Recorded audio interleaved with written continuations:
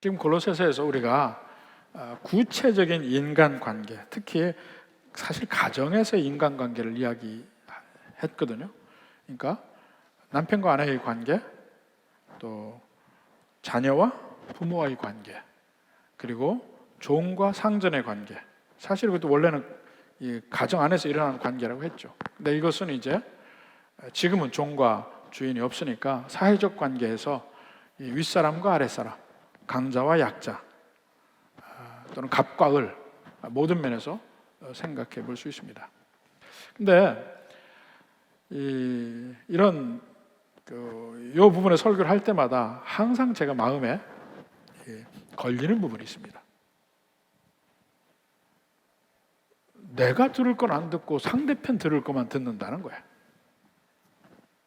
고바라 목사님 말씀에, 성경 말씀에 아내 보고 이렇게 하라고 했잖냐, 남편들이 얘기해요. 또 아내는 아내대로 남편에게 이렇게 얘기했지 않느냐 하고 얘기해요.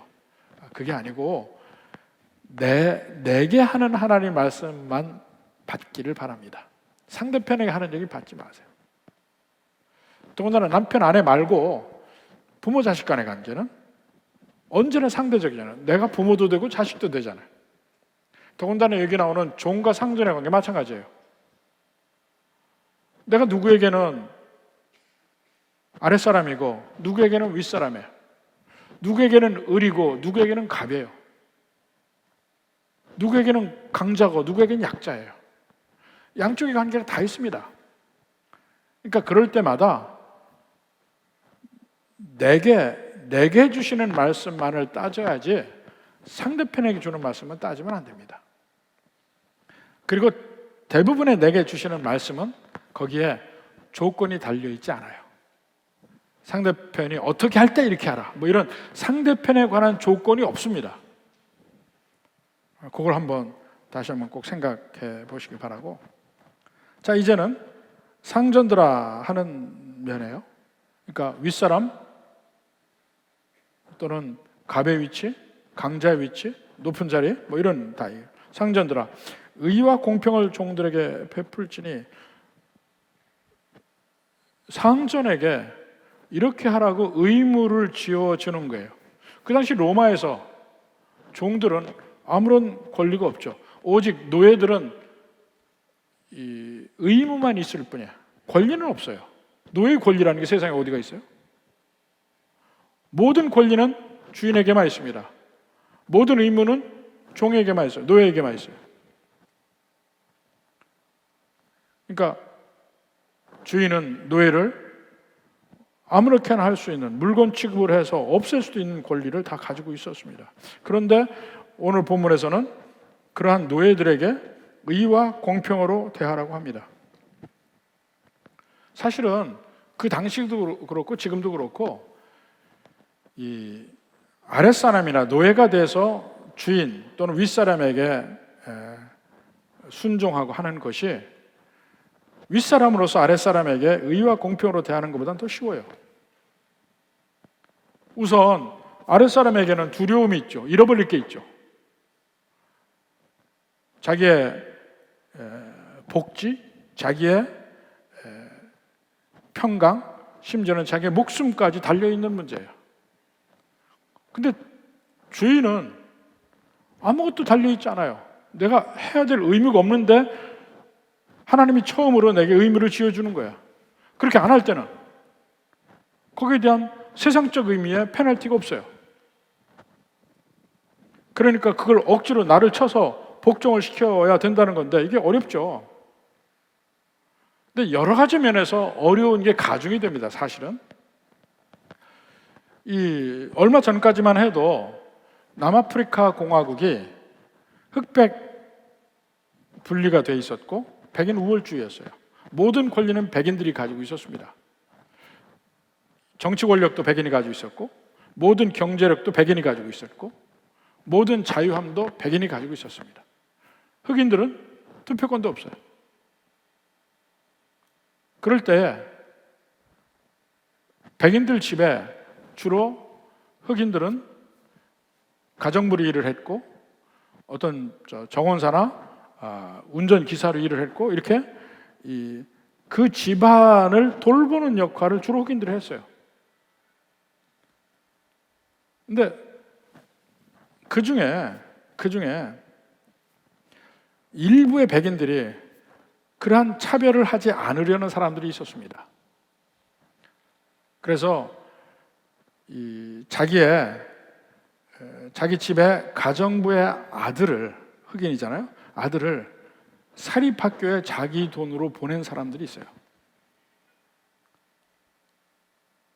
근데 사립학교는 거의 백인들만 다닌단 말이에요. 근데 그 중에 흑인이 간 거야. 이 등록금이 아주 비싸요. 그러니까 흑인이 갈 수가 없는데 그 백인 주인이 전부 그 등록금을 다 대고 아이를 보냈어요. 그러니까 다른 백인들에게 엄청나게 욕을 먹습니다. 공격을 당하고. 왜 너만 그러느냐? 사실 왜 우리 그리스도인들이 세상에서 공격을 받을 수밖에 없는가 하는 면 한번 생각해 보여요. 예수님이 왜 그 바리새인들에게, 그 민중들에게 왜 공격을 받았는가, 왜 죽임 당할 수밖에 없는가 한번 생각해 봐야 돼요. 이 한 사람의 바른 행동, 한 사람의 의로운 행동으로 인하여 그 주변 사람들의 모든 이 암울한 면, 어두운 면, 더러운 면, 죄악된 면이 드러납니다. 스스로에게 드러나요. 모두 다 똑같으면 편의 마음이. 근데 그 중에 하나가 나는 그렇게 안 할 거야. 나는 바르게 할 거야. 그때부터 그 사람들에게, 그 바르게 하려는 그 사람은 따돌림을 당하고 공격을 당하게 돼 있어요. 왜냐하면 그 바르게 하려는 그 한 사람 때문에 다른 사람의 모든 잘못이 드러나는 거야. 그냥 외부적으로 드러나는 뿐만 아니고 자꾸 그 사람의 행동을 보면 내가 잘못하고 있다는 것이 내 양심이 나를 계속 찔러요. 그래서 싫은 거야. 그 사람 옆에 있는 것이. 그래서 그 미국의 하나 신학자는 그런 얘기를 한 겁니다. 만약에 하나님이 인간과 섞여 살고 만약에 그 인간이 하나님을 죽일 수 있는 능력이 있다면 인간은 반드시 그 하나님을 죽인다. 그렇게 얘기해요. 하나님과 인간이 섞여 살 수 있고 그 인간이 하나님을 죽일 능력이 주어진다면 인간은 반드시 그 하나님을 죽인다. 그것이 실제로 역사에 일어났다. 예수님이 죽은 사건. 왜 인간은 하나님을 죽여야만 하는가? 하나님이 옆에 존재한다는 사실 자체만으로도 불편해. 내가 피조물이라는 걸 하나님이 계속 일깨워주기도 하고, 내가 그 나를 사랑하고 나에게 모든 것을 주었던 그 하나님을 배신했다는 사실을 계속 일깨워주고, 내가 죄인이라는 사실을 계속 일깨워주는 게 내 옆에 계신 하나님의 존재예요. 그래서 인간은 끊임없이, 인간의 죄성이 뭐냐면 내 생각 속에, 내 생활의 카테고리에서 어찌하든지 하나님의 존재를 밀쳐내려고 해요. 그게 죄성이에요. 내 삶 속에, 내 인식 속에 하나님을 잊기를 원해. 될 수 있는 대로 하나님을 멀리 떨어져 보여요. 그래서 그 하나님이 충분히 내 인식 속에 작아지면 이제 나는 내 마음대로 행동하는 거예요. 인간이 어둠을 좋아하는 이유가 바로 그겁니다. 죄악 중에 있는 사람이 특히 어둠을 좋아해요. 왜 어둠을 좋아합니까? 내 행동이 드러나지 않으니까. 밝은 대낮에 할 수 없는 일들이 많아. 마치 주님이 옆에 있다는 것은 마치 밝은 대낮 속에 있는 것과 비슷하거든. 그게 싫어요. 자꾸 밀쳐내. 우리의 삶 속에 자꾸 하나님이 안 계신 것처럼 느끼는 이유는 죄인인 내가 내 생각과 내 삶 속에 하나님을 밀쳐내기 때문에 그렇습니다. 근데 그런 면에서 어떤 한 사람이 올바른 행동할 때도 그의 올바른 행동 때문에 내 잘못된 행동이 드러나는 거예요. 그게 싫어요. 그게 핍박하는 거예요. 그래서 그 흑인 가정부의 아들을 사립학교 보낸 그 사람은 굉장히 핍박을 받습니다. 흑인들은 또 믿어주냐? 아, 대단한 사람이야. 그렇지 않아요. 흑인들은 저 백인이 절대로 제정신으로 그럴 리가 없다는 거야. 그래서 흑인들도 색안경을 끼고 봐요. 제가 무슨 꿍꿍이가 있지. 양쪽으로 공격을 받는 거야. 근데 바로 1세기의 그리스도인들, 이 성경이 쓰여질 당시의 그리스도인들도 똑같은 거예요. 이 말씀대로 종들에게 의와 공평을 베풀어, 사랑을 베풀어. 그러면 다른 로마인들, 다른 자유인들과는 완전히 차이가 나는 행동을 보이는 거예요. 그럼 다른 자유인들이 공격하고 노예들은 노예들대로 이상하게 쳐다보고, 이런 양쪽에서의 공격을 당하는 이 상황. 그럼에도 불구하고 성경에서는 종들에게 의와 공평을 베풀라고 이야기해요. 정말 어려운 일을 얘기했어요. 그런데 그것을 해야 되는 할 수 있는 동력이 어디서부터 나오냐면 그 뒤에 너희에게도 하늘의 상전이 계심을 알지니라. 하늘의 상전이 계심을 알지니라 이렇게 얘기해요.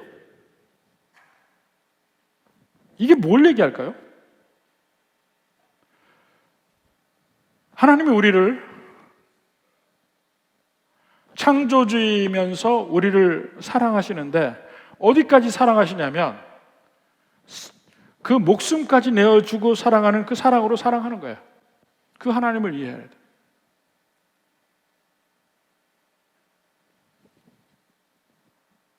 그러면서 그 하나님이 계시다는 것이 또 하나 뭘 얘기하냐면 마지막에 상급이 있다는 거. 지난주에 종들에게도 똑같은 얘기죠. 종들이 상전에게 순종하는 동기가 두 가지라고 그랬어요.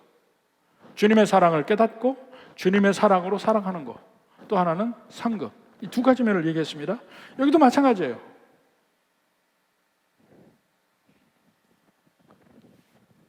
그러니까 근본적으로 사랑의 문제인데 과연 주님의 사랑이 우리 마음속에 있는가 하는 거예요. 우리를 행복하게 하는 것이 사랑이라는 면에서 우리 행복하게 하는 면을 한번 생각해 봐요. 뭐가 나를 행복하게 하는가? 세상적인 면에서 가장 잘 얘기되는 것은 내가 누군가에게 사랑받고 있을 때 행복을 느낍니다. 존재감도 느끼고 누군가에게 사랑받고 있을 때. 근데 문제는요, 그 사랑이 언제나 똑같진 않아요. 세상의 사랑은 언제나 똑같지 않아. 세상의 사랑은 있다가 없어지는 거야. 움직이는 거야. 심지어는 오랫동안 죽음에 이를 때까지 사랑한다고 해도 죽음이 결국 배신하게 되는 거야. 그 사랑은 더 이상 있지 않아요. 그래서 그 세상의 사랑을 먹고 살다가는 언제나 우리는 넘어지게 되어 있어요. 더 이상 행복하지 않아. 근데 그거 말고 우리가 행복을 누리는 또 다른 방법이 있는데 그것은 받는 사랑으로 행복한 게 아니고 주는 사랑으로 행복하는 거예요. 주는 사랑으로. 주면서 느끼는 행복, 주면서 회복되는 관계, 주면서 느끼는 것. 이거를 느껴보라는 거예요. 이것이 전천후 행복을 느끼는 거예요. 하나님이 우리에게 가르쳐 주시는 건 받는 사랑이 아니고 주는 사랑 속에서의 행복을 가르쳐 줍니다. 우리가 그걸 받아요. 그리고 우리도 다른 사람을 주는 사랑으로 사랑해. 우리 하나님도 주님 그 주는 사랑으로 사랑해. 다른 사람도 주는 사랑으로 사랑해. 이것은 내가 컨트롤할 수 있어요. 근데 그 주는 사랑으로 사랑을 할 때도 좀 다른 면이 있습니다. 세상 사람도 어떤 사람은 그걸 알아요. 주는 사랑이 나에게 행복을 준다는 것을 알아. 근데 그 인간이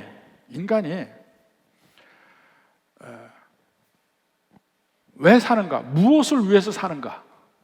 이런 면도 한번 생각해 봐요. 그냥 행복함을 위해서 사는가? 인간이 이 세상을 살아가면서요, 자기의 존재감을 느끼는 방향으로 살기를 원해요. 아무리 내가 힘들어도 그 힘든 삶을 통해서 내 존재감을 스스로에게 확인시킬 수 있으면 그 인생은 살만한 가치가 있는 거야. 나에게. 이 세상 것을 많이 가져서가 아니고 많이 누려서가 아니에요. 여러 가지 면에서 자기 존재감을 확인할 수가 있어요. 다른 사람의 인기를 통해서 다른 사람이 날 좋아하니까 그 사랑받음으로 나는 살만하다. 아니면 내가 다른 사람보다 더 능력이 있어서 내 존재감이 나타날 때는 나는 살만해. 나는 사람에서 이거 잘할 수 있어. 다른 사람보다 돈을 더 잘 벌 수 있어. 이 면에서는 이 기술은 내가 다른 사람보다 훨씬 탁월해. 뭔가 비교해서 내 존재감을 확인할 수 있을 때 삶의 만족을 느낍니다. 심지어는 다른 사람에게 선한 행동하는 것도 마찬가지예요. 다른 사람에게는 착한 행동으로 스스로의 존재감을 느끼는 거예요. 그렇지. 그래서 모든 내 삶의 행동의 마지막 귀결이 내 존재감을 확인하는 순간 나는 살만한 가치가 있어요. 제가 몇 번 얘기했지만 국제시장 마지막 장면 보세요. 국제시장. 흥남무대 떠날 때 아버지랑 약속한 게 있죠.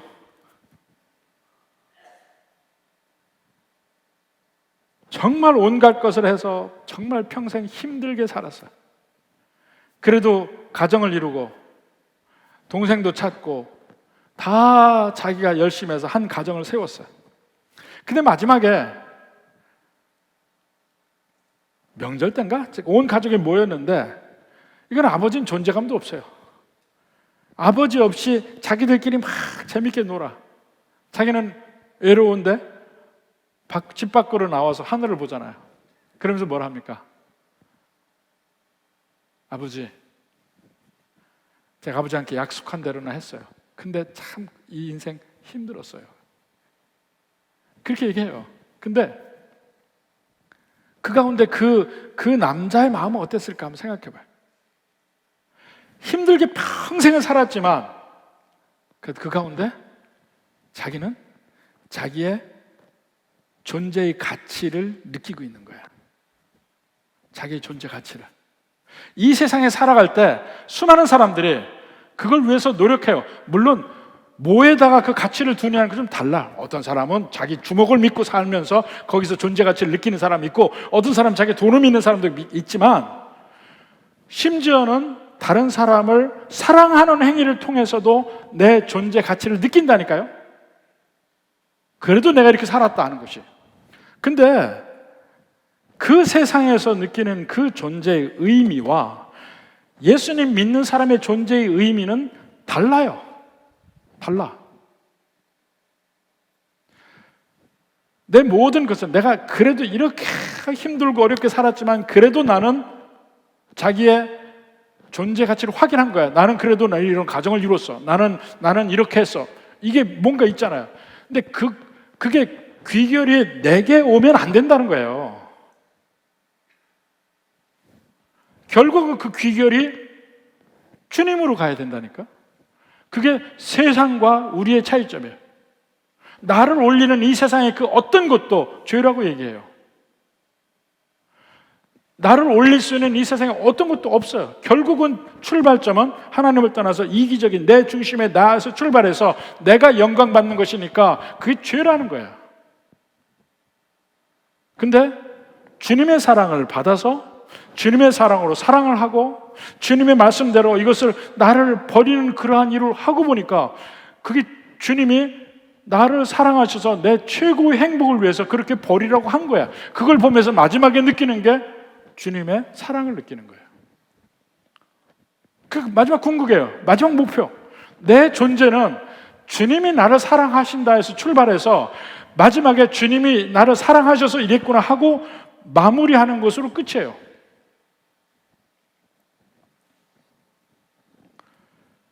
그게 모든 관계에서 중심이 바로 주님이라는 거예요. 주님이. 그러니까 여기서 18절에도 아내들아 얘기할 때도 주 안에서 마땅하라. 주 안에서. 또 20절에 자녀들에게도 주 안에서 기쁘게 하는 거라. 또 주를 두려워하여 죽게 하듯 이렇게 얘기하고, 또 상전들아 하늘의 상전 얘기하잖아요. 언제나 중심에 주님이 계셔요. 내가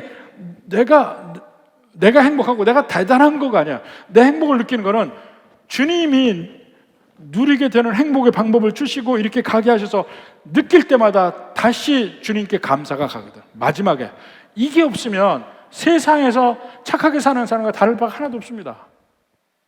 마지막에 이게 달라요. 그 다음에 여기 보면 상전에게 얘기하는데 의와 공평을 베풀라고 그래요. 왜 여기선 사랑하라고 안 하고 의와 공평을 베풀라고 할까? 원래 사랑도 필요하죠. 3장 14절에도 보면 모든 것 위에 사랑을 더하라 그랬거든. 사실은 모든 면을 사랑으로 귀결해 볼 수 있는데 여기서는 의와 공평이라고 이야기해요. 물론 사랑으로 대하는 거 필요하죠. 돌봐야 되고 뭐가 불편한지를 알고 그 부하 직원들에 대해서 또 아랫사람에 대해서 관심을 갖는 게 필요합니다. 근데 왜 굳이 의와 공평이라고 이야기할까요? 이거는 개인 대 개인의 관계가 아니고 하나의 공동체를 염두에 둔 얘기입니다. 공동체. 가정도 일종의 공동체야. 거기도 참된 사랑이 공동체라는 그 컨텍스트 속에서 이해될 때는 반드시 의와 공평이 있어야 돼요. 가정도 마찬가지고 이 사회도 마찬가지고 사회 어떤 조직도 마찬가지고 교회도 마찬가지고 어디 있어든지 의와 공평이 있어야 사랑이 있는 거예요. 왜냐하면 자, 공동체는 여럿을 염두에 두잖아요. 여러분 자녀를 사랑하죠? 근데 자녀가 여럿일 때 어떻게 됩니까? 둘, 셋 될 때 많은 가정에 편애합니다. 편애해요. 아빠가 사랑하는 자식 다르고 엄마가 사랑하는 자식 다르고 편애해. 이게 둘이면 몰라도 또 셋, 넷 되면 또 그게 더 심각해져요. 거기에 의와 공평, 그러니까 공평하게 자녀들을 대하는 면이 없다면 자녀들을 제대로 사랑하는 게 아니에요. 의와 공평이 없다면 생각해봐요. 좀 더 그룹을 넓혀서 한 조직이 있다고 칩시다.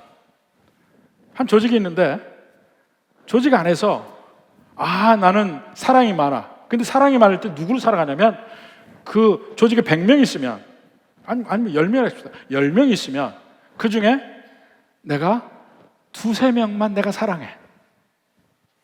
그 사람들하고는 죽고 못 살아. 근데 나는 10명 전체를 맡은 사람이야. 어떻게 되겠어요?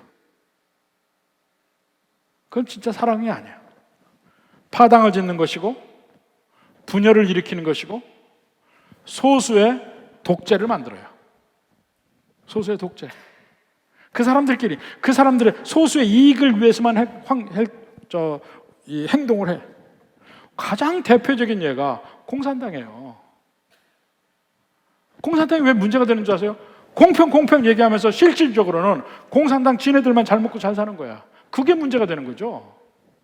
소수의 권익을 위했다. 거기에는 진정한 의미의 사랑이 없다는 거예요.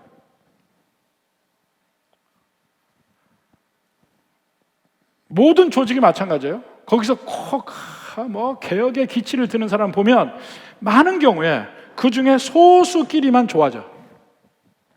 전체를 위한 눈은 안 봐요. 그게 사랑이냐? 아니에요. 파당 짓는 것밖에 안 돼. 가정에서는 자녀들에게 공평하게 대해야 되고, 사회 어떤 조직도 거기에 리더라면 자기가 거느리고 있는 그 공동체를 공평하게 대해야 돼. 그게 진정한 사랑이에요. 모든 사람을 편안하게 하는 사랑이에요. 교회도 마찬가지예요. 전체가 공평하게 대해야 돼. 공평하게 대한다는 것은 무조건 모든 사람에게 똑같이 대한다는 의미는 아니에요. 적절한 예측 가능한 룰을 만들고 그 룰대로 행하게 하는 거예요. 어떤 조직도 마찬가지예요. 교회도 마찬가지예요. 제일 먼저 우리 교회가 제가 부임하고 나서 뒤집어진 게 이유가 뭐냐면요, 가장 중요한 게 임직에 관한 기준을 만드는 거예요. 그전엔 기준이 없었어요.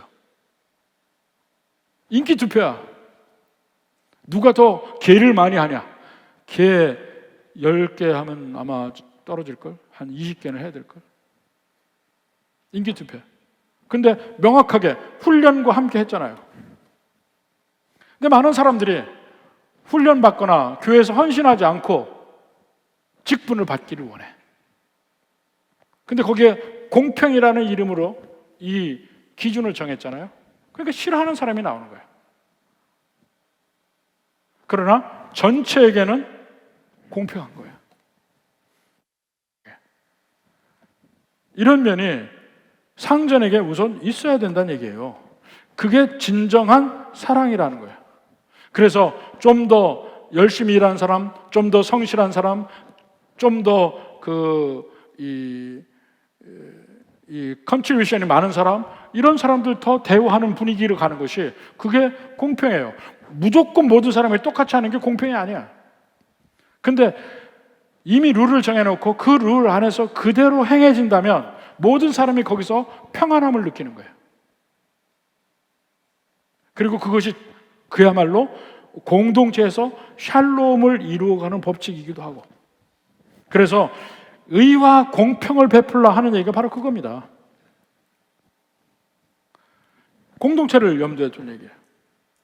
이와 같이 관계를 얘기할 때 특히 여러분이 가진 자의 위치에 있을 때, 강자의 위치에 있을 때, 갑의 위치에 있을 때 조심해야 합니다. 윗사람의 자리에 있을 때 조심해야 합니다. 그래서 좀 더 그럴 때 좀 더 우리가 조심해야 되는 면을 몇 가지를 나눠서 얘기하면, 우리가 볼 때 보잘것없는 사람들도 주님이 반드시 쓰실 때가 있어요.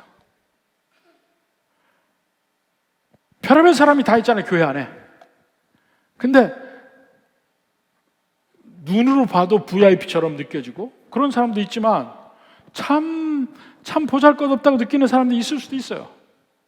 그러나 하나님이 하나도 쓸모없는 사람을 부르진 않아요. 하나님이 누구든지 귀하게 지으시고 함께 불렀다는 걸 아셔야 돼요.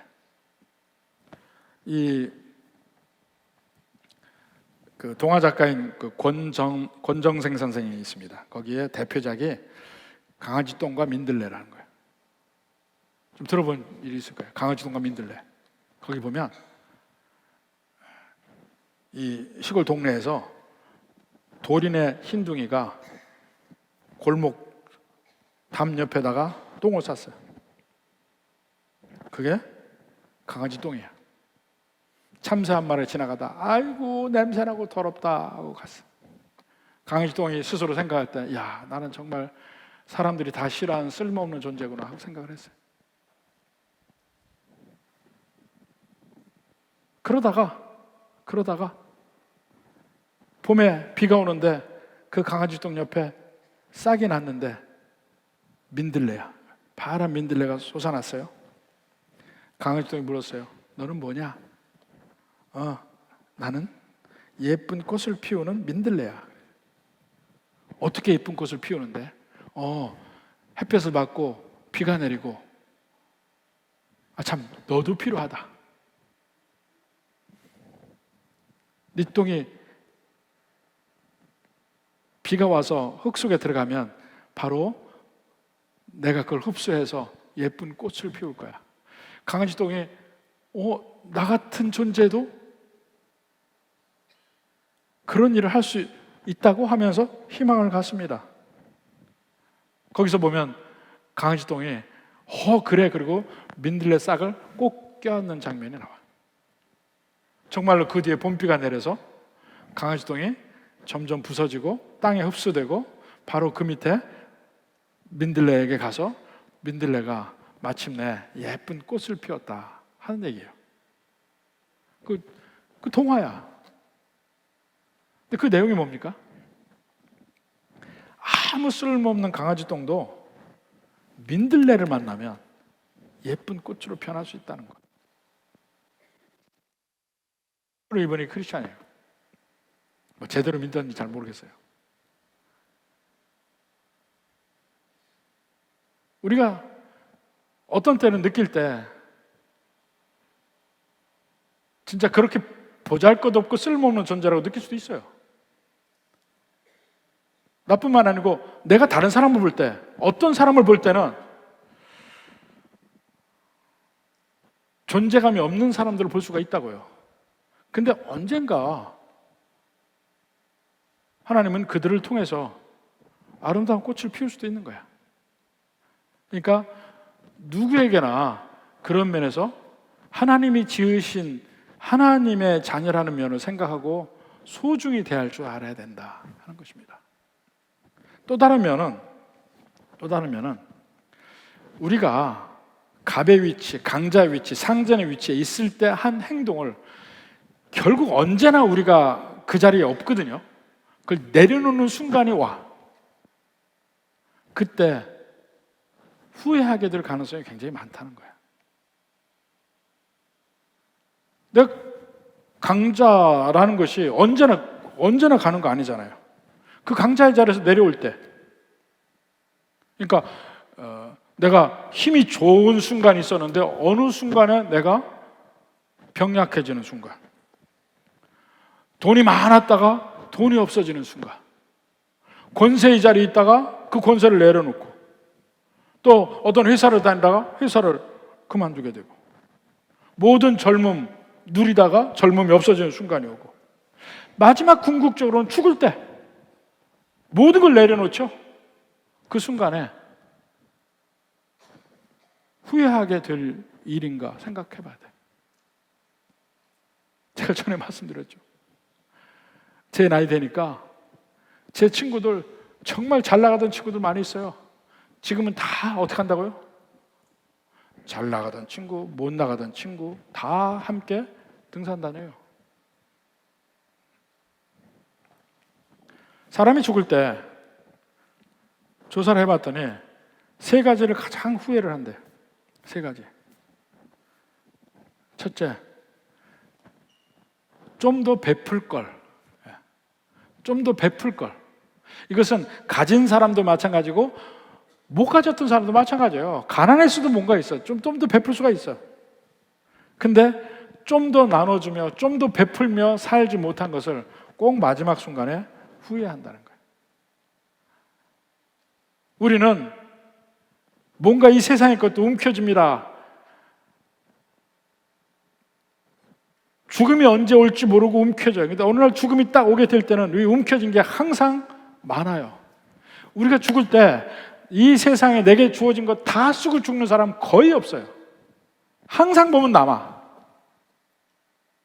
근데 어차피 남을 것 좀 더 베풀 걸 하는 생각을 많이 한다는 거예요. 여러분도 한번 생각해 봐요. 2번째, 좀 더 참을 걸. 좀 더 참을 걸. 그때 내가 조금만 더 참았으면, 왜 그때 그 말을 했을까? 그 행동을 했을까? 하고 후회한다는 거야. 물론 그 당시에는 막 그게 옳다고 생각하고 했어요. 근데 지나고 보니 그게 최선이 아니었어. 좀 더 여유를 가졌더라면 내 인생이 좀 달라졌을 텐데 하고 생각하는 것들이 있다는 거예요.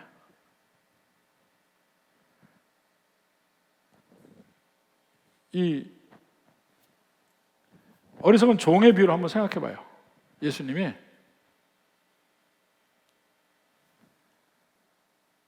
주인이 종에게 많은 것을 맡겼는데 어느 날 갑자기 주인이 와서 종의 부당함을 알고 자, 이제 다 모든 거 내려놔라 하고 얘기할 때 그 종이 급히 저녁에 빚진 자를 다 데려다가 탕감해주고 이 일을 하는데 그걸 지혜라고 얘기했어요. 우리가 베푸는 것도 마찬가지고 참지 못하는 건 마찬가지고 다 마찬가지예요. 좀 더 참을 걸, 좀 더 베풀 걸. 세 번째로 좀 더 행복하게 살 걸.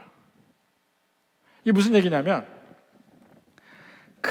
그냥 항상 인생의 목표만 정해놓고 그 목표를 향해서 이루기 위해서만 살아. 그러니까 빡빡하고 치열하게 살긴 살았어. 근데 뒤돌아보면 꼭 그렇게 사는 게 답은 아니었는데 왜 그렇게 힘겹고 어렵게 살았을까? 많은 사람들이 일 중심으로 산다니까요. 목표를 정해놓고 그 목표를 이루기 위해 살아. 그리고 적어도 다른 사람보다 더 높은 자리에, 더 나은 자리에 있기 위해서 노력하고 살아. 그러면서 스스로를 증명하려고 그래. 근데 그 증명하는 대상이 다른 사람에게 증명하는 면도 있지만 결국은 자기 스스로에게 증명해요. 거봐, 나 괜찮은 사람이잖아. 그게 죄인의 특징이라니까요. 나를 증명하려고 그래. 내가 나에게 나를 증명하려고 그래. 내가 그래도 가치 있는 사람 아니야? 그게 아니라니까요. 주님이 나를 사랑하셔서 내가 존재하고 주께서 내게 이렇게 하라고 한 것은 내가 다른 사람보다 더 착하고 해서 다른 사람보다 더 많이 누리는 그런 사람이 아니고 주님 말씀대로 했더니 주님은 정말 이 말씀조차도 나를 사랑하셔서 이 말씀을 주셨구나. 이걸 깨닫는 순간에 마지막으로 남는 것은 나를 향한 주님의 사랑만 남는다는 거야. 주님의 사랑만 남아요. 아, 주께서 이렇게 나를 사랑하시는구나. 이 말씀에 순종해 가면서도 마지막 느끼는 것은 주님이 나를 이렇게 사랑하시는구나. 그걸 느낀다는 거예요. 그것만 남아요. 아, 나 정말 이제 괜찮은 사람이 됐다, 변화됐다. 그게 아니라니까요. 은혜만 남아. 삶의 의미가 내게 있지 않아요. 삶의 의미가 주님이 날 사랑하시는 데 있고 내가 살다 보니까 그것조차도 주님 내게 말씀하신 것조차도 나를 사랑하셔서 주신 말씀을 깨달으면서 삶의 의미가 그 주님과 함께 사는 삶이라는 거예요. 그게 궁극이에요, 궁극. 주님의 사랑. 좀 더 예수 믿는 사람이라면 좀 더 여유 있게 살고 마음의 여유. 사람과의 관계에서 좀 여유를 갖는 삶을 살았으면 좋겠어요. 여러분 어떻습니까? 부디 이런 관계에서 요렇게 하면 잘 사는구나, 요렇게 하면 내가 훨씬 거룩해지고 다른 사람보다 높아지는구나. 그게 아니에요. 주님의 사랑을 느끼며 누리며 살아가는 겁니다. 부디 이 마음의 중심이 온전히 이해되어서 온전히 여러분의 삶에 함께 있기를 주님의 이름으로 축원합니다.